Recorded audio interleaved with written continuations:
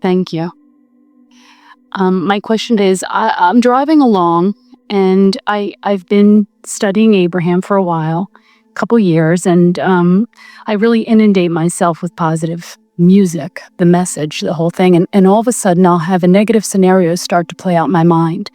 So it's a conscious choice for me to say, I don't want to create that, and I'll shift into something else, but maybe a half hour later, it'll come back. Now, what does that mean in vibrational terms? It means something's active within me, not beneficial to me because it doesn't feel good when it comes in my consciousness, but it couldn't come into my consciousness if it weren't active. Right. And because it's coming up sort of frequently, Right. it's quite active. Right. So isn't this wonderful? My guidance system is showing me that by virtue of being out there and living life, I am activating some things that are really good for me and some things that aren't so good for me, and I'm learning to know the difference. Absolutely. So then, I'm on this conscious journey and shifting, and so I have a little scenario. I moved into a new home, beautiful, and the water was contaminated. So I began to get annoyed when the thought came to me that I didn't like. I said, where do thoughts come from? So then I say, why did I create that? And I go about fixing it, but I'm annoyed with the water. And one day I say, you know what? This is done. This water will be fine. And it was just a real genuine shift in me. So yesterday I turned my faucet on, and without conscious effort, I looked at the water and I had just this deep appreciation for the water. So I'm putting it on my face and I'm feeling deeply appreciative, and I'm realizing there are people without, flowing water.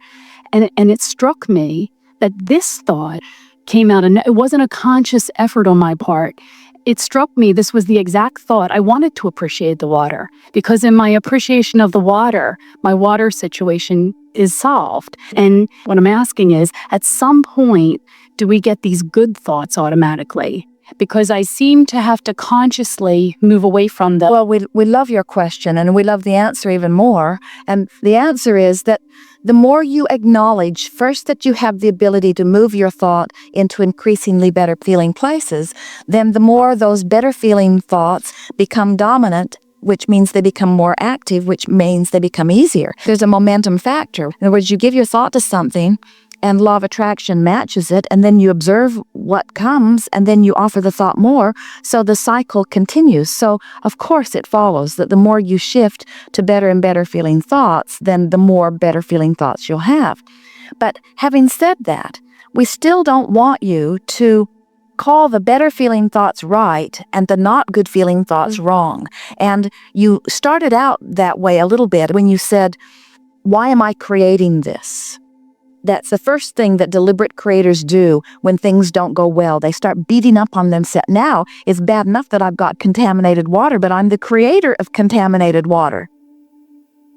And we want you to not make it personal in the sense that that makes you wrong or bad. We want you to make it personal in the sense that, do I want contaminated water or do I want fresh, lovely water? In other words, when I turn toward the fresh, lovely water, I'm just going to get more of that. It really is as simple as just turning the thought. We cause a little bit of your beating up on yourself as we imply that you want to be a deliberate creator, because when things happen and you don't think you deliberately thought them, then you feel uncomfortable that you don't have more control of your thoughts. Now, this brings us around to what we really want to talk about. We want you to get the sense that you're not trying to control thoughts or control circumstances so much as you're just wanting to define them and go in the direction of them. It's a much simpler thing than we're all making it out to be. You want to make it about your worthiness or about your ability or about your aptness or ineptness. You want to make it about whether you're right or wrong or worthy or unworthy. And we want to say that's never been in question. You've always been worthy. You're just here making choices. Do I like to eat this? Do I like to eat this? Do I like to experience this? Do I like to experience this? That judgment that humans want to lay over everything as they've been so convinced that God or someone is watching everything that you do and making a judgment about the appropriateness or inappropriateness of it is causing you to complicate your ability to attract in a very profound way. Mm-hmm. So you're driving your car and a thought occurs to you, and as you ponder it, you find yourself thinking, oh, I don't want that. Mm-hmm. Then the next thought that will fall on the heels of that, if you are aware of the progression of these contrasting thoughts, is, well, I know what I don't want. What is it that I do want? If you'll just let that be the common response when you find yourself in the middle of a thought you don't want. Well, I know what I don't want. What is it that I do want? And then do your best to turn your undivided attention to what you do want. But here's the thing that trips you up, and we want to sue, not you, but all of you, not only you, we want to sue it, is that I know what I don't want. What is it that I do want? We want you to realize that even though you may be able to speak the words of what you do want, you might not necessarily be right on the heels of what you do want. There might be quite a crevasse between where you are and what you don't want, and where you want to be and what you do want. So then the next thing you want to say, oh, this is good. We have not said this way before. Whenever I know what I don't want, I also know what I do want. And now I'm just going to point in the direction of that and move in that direction. Instead of saying, I should be there, I'm just going to point in the direction of that and begin moving in that direction. And I can feel by the relief factor when I'm moving in that direction. What goes wrong for you? You're used to succeeding, and you're used to getting hold of things and making things happen. You're used to doing a good job of things. And so when you've got a thought that doesn't feel good and you can't turn it around on a dime, then you're self-critical. And we don't want you to be self-critical. We just want you to get it pointed in the right direction and understand that law of attraction will then help you get that momentum going. And so what? If you have to turn it around a dozen times, so what if you have to turn it around 100 times? Just the turning around factor in time will give you that momentum that will get you going in the right direction and keep you going in the right direction.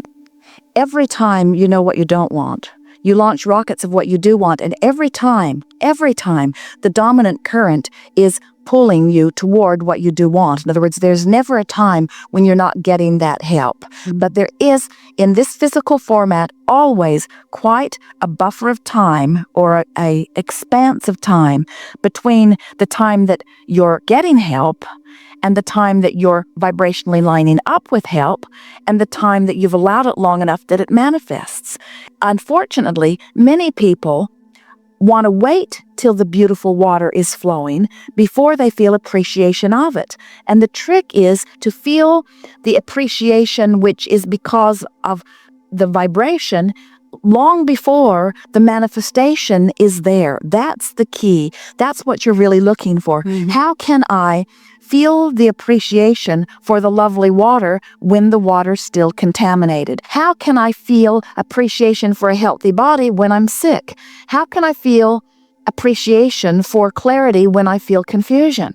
And we say, no one can do that. You can't feel confused and feel clarity at the same time. You can't feel appreciation and worry at the same time. But you can, in your worry, want to feel appreciation, and that gets you turned in the right direction. We want you to leave here convinced, determined, decided that it's enough that I'm pointed in the right direction, and never mind how far along I am. It's enough that I'm pointed in the right direction. And if you can get that, then what that means is you've made peace with where you are. And when you've made peace with where you are, the natural occurrence, the natural inertia, the natural universal response is going to get you there. But if in any way you are unhappy about where you are, you're pointed in the wrong direction. Oh, that was so big. So big. I get it. Thank you. Something more? Yes. Just that as another example, and I've heard this from so many people here, I have a deep appreciation for Jerry and for Esther and for Abraham, okay? And so in the appreciation, I open. And so as I open, of course, the teachings I've just moved. And I guess it's just that little area where I'm looking to say, I didn't consciously want that appreciation. It just happened. Here's what we think you're talking about. In any moment in time, from where you are over here dealing with whatever piece of contrast you're dealing with, you cannot, from your physical perspective, take on the whole of what you've become. In other words, this promise of you is so big and so long been worked on, Source knows it. But for any human, you just can't take on everything that you've become. It's always going to be a bright light that you're shooting for, but in any point in time, you can never really completely be it unless you're in meditation or in the moment you croak. Every now and again, though, you find, by virtue of something else that you're doing, you find a vibrational match to all that that is. So now, we like how well you're coming with us on this, because these are leading edge concepts, and here you are, right here with us. Remarkable. So now you are in your innocence of a moment, appreciating a child or a dog or a flower or someone you saw in traffic. You're using something as your excuse to line up with who you are. And in your lining up with who you are a complete match to everything that you've been asking for. In other words, you don't even have to know what the elements are that are there, and you don't even have to know what you need to do to line up with them. You can use any excuse in the world to be there, and being there means that in that moment, you have that greater insight. In that moment, you have that greater clarity. You have that greater brilliance. You have that greater sensation moving through you. In other words, you can become the essence of who you are without knowing the details that are involved in all of that essence. That's my exact question. That is exactly what you're asked. That's exactly so, George. Thank you, April. Yes, indeed. Thank you. You have done extremely well, we think. Have you enjoyed being out here on the leading edge of thought? In some cases, it's a little slow going to be out here on the leading edge of thought, because you have to pick your platform and line up with it before you can forge ahead. But this has been a remarkable gathering. We can feel the intensity of that which you are, and we're wanting to leave you with a little softer feeling around all of this by saying to you that life really is supposed to be fun. It is supposed to feel good to you. You've not been sent here on some mission of proving some sort of worthiness, because that was never an issue to prove. You're already known by all that is to be worthy. You're not here to try to get smarter about things, because you're already known to be genius creators that are just wanting to apply your hand in a new arena. You didn't come forth to fix things that are broken, because nothing is broken. You didn't come forth to find answers to questions or solutions to problems. You came forth for the thrill of this journey. And it follows that the question does bring the answer, and that on your way from the question to the answer, there is satisfaction. And it does follow that the problem does bring a solution, and on the way from the problem to the solution, there is a feeling of flow and a feeling of ecstasy, but you're not here to make up for something that isn't. You're here to generate something more that you want. The mantra from non-physical is, we are eternal beings enjoying the more of our experience, you see. And so you didn't say, I want to be born into this time-space reality because I need to do something. You said, I want to go into this time-space reality because I think it will stimulate new ideas within me that I will enjoy flowing toward.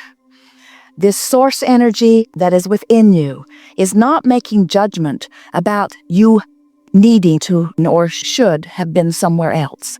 Instead, it is only acknowledging the relationship between where you are and where you want to be, and putting predominant source energy emphasis upon where you are wanting to be, shining a light on that which your life has caused you to say that you want. And when you go with the flow toward that shining light, you feel better and better and better and better and better and better and better and better and better in the moment that you turn in the direction of it. In the moment that you turn in the direction of it.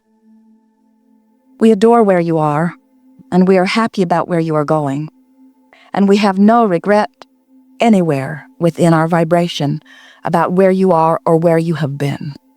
We have only appreciation of your willingness to be out here on this leading edge, not because we all need to go somewhere else, but because it is so much fun and we want to. There is great love here for you, and we are continually incomplete.